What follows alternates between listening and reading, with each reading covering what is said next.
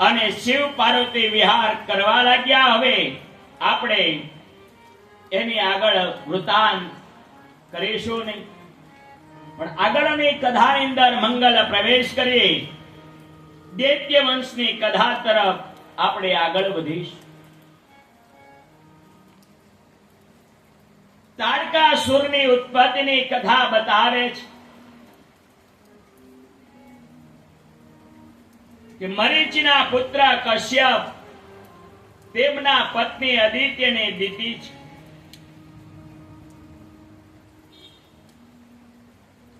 અને એના દ્વારા એની સંતાનો પ્રાપ્ત થયા છે.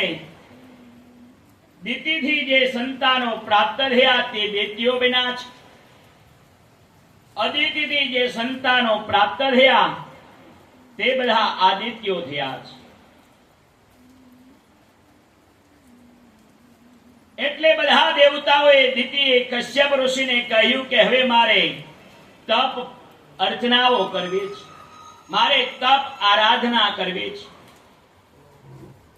ત્યારે કશ્યપ ઋષિએ કહ્યું કે તમે જો 10,000 વર્ષ સુધી તપ કરો તો